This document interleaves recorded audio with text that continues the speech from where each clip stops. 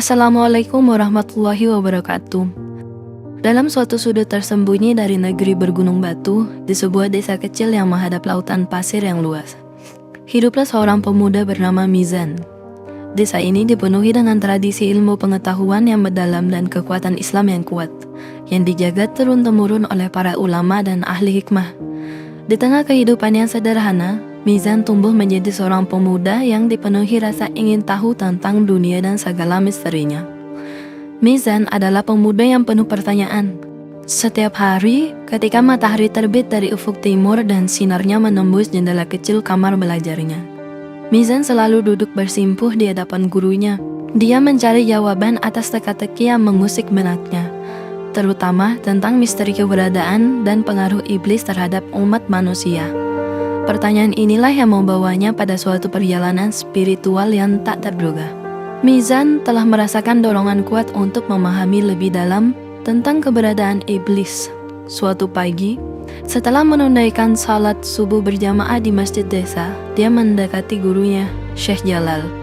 Dalam kegelisahannya, Mizan bertanya, mengapa iblis bisa menggoda begitu banyak manusia sekaligus di setiap penjuru dunia? Gurunya dengan bijaksana menatap Mizan dengan mata yang penuh pengalaman. Anakku, ucap Syekh Jalal dengan lembut, keberadaan iblis tidak seperti kita. Dia berada di luar pemahaman manusia, namun pengaruhnya terasa di mana-mana. Mendengar jawaban itu, Mizan semakin penasaran. Bagaimana mungkin kita bisa memahami iblis dan tipu dayanya? Tanya Mizan. Kebingungannya semakin mendalam. Gurunya tersenyum bijak. Pergilah ke gua hikmah, tempat di mana dunia materi dan gaib sering bertemu. Bertafakurlah di sana dan carilah kejernihan yang kau dambakan, kata Syekh Jalal dengan tekad. Mizan memberi hormat pada gurunya dan merasakan di antara rasa hormat dan kebingungan ada tekad yang mendorongnya untuk mengeksplorasi lebih dalam. Dalam langkah mantap, Mizan memutuskan untuk memulai perjalanan menuju Goa Hikmah, sebuah tempat penuh misteri yang terletak di lereng gunung yang terpencil. Perjalanan menuju Goa Hikmah bukanlah perjalanan yang mudah. Mizan membawa bekal secukupnya, termasuk sebuah Al-Quran, kitab suci yang menjadi pedoman hidupnya. Dia memasuki jalur berliku di antara lembah-lembah sunyi, membawa hati yang penuh ketekunan dan rasa ingin tahu yang memandu langkahnya. Sampai akhirnya, setelah melewati perjalanan yang sulit, Mizan tiba di mulut Goa Hikmah. Senja mereda, angin berhembus lembut dan suasana menjadi berbeda. Dengan hati yang penuh keteguhan, Mizan memasuki goa itu. Di dalam Goa Hikmah, dalam keheningan yang mendalam, Mizan memilih tempat yang terasa paling tenang. Dia menghampalkan sajadahnya, duduk bersila menghadap kiblat, menutup matanya, dan mulai membaca doa-doa yang diajarkan oleh gurunya. Perlahan, segala suara dari dunia luar mulai hilang, tergantikan oleh ketenangan yang mendalam. Selama beberapa hari, Mizan terus mengamalkan tafakur dengan penuh kesabaran. Napasnya menjadi semakin lambat dan pikirannya seakan terlepas dari keterikatan jasmaninya. Tubuhnya berada dalam keheningan yang pekat, sementara jiwanya menjelajah dalam tafakur yang mendalam. Pada hari ketujuh, ketika dingin gua merasuk hingga ke tulangnya, Mizan merasakan getaran halus, sebuah sensasi yang belum pernah dia alami sebelumnya. Napasnya menjadi semakin lambat, dan pikirannya memasuki dimensi baru yang tak terjangkau oleh panca indera. Dia merasakan keadaan antara terjaga dan mimpi, tempat di mana realitas tampak menyatu dengan imajinasi dalam keheningan yang mendalam. Namun, ketika dia membuka mata batinnya, dia melihat sesuatu yang mengguncang realitasnya.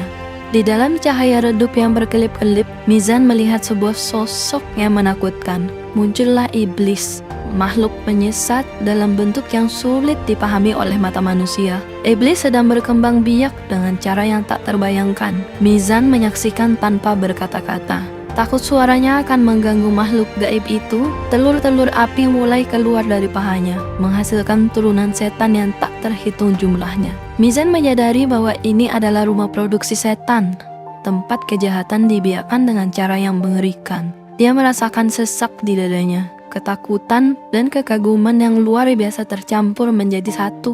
Dalam kebingungannya, Mizan tiba-tiba merasa terdorong untuk mundur. Dia berlari menjauh dari pandangan tersebut, kembali ke tempat tafakurnya.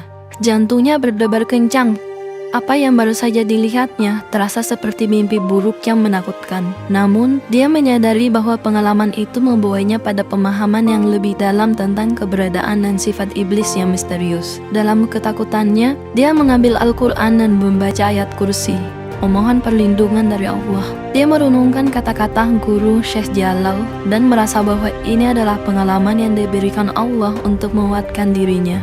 Mizan kembali ke desa dengan mata yang penuh dengan pengetahuan baru dan pertanyaan yang telah dijawab, namun juga dengan tekad yang lebih kuat untuk menghadapi kejahatan. Dia merasa berada di bawah naungan pohon zaitun tua di luar masjid, menyeruput segelas teh yang hangat, namun dia melihat dunia dengan mata yang baru. Mizan tahu bahwa dia memiliki tanggung jawab untuk menyinari kegelapan dengan cahaya bijaksana dan keimanan.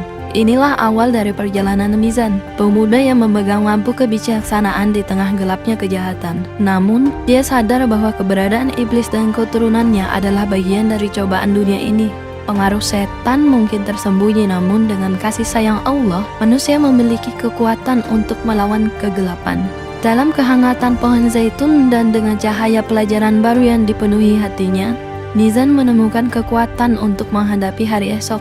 Dia mengerti bahwa ia kini memiliki tanggung jawab untuk mengingatkan dirinya sendiri dan orang lain tentang kehadiran setan dan tipu dayanya. Dengan keimanan dan amal soleh, dia siap melangkah maju, menyinari dunia dengan cahaya kebenaran.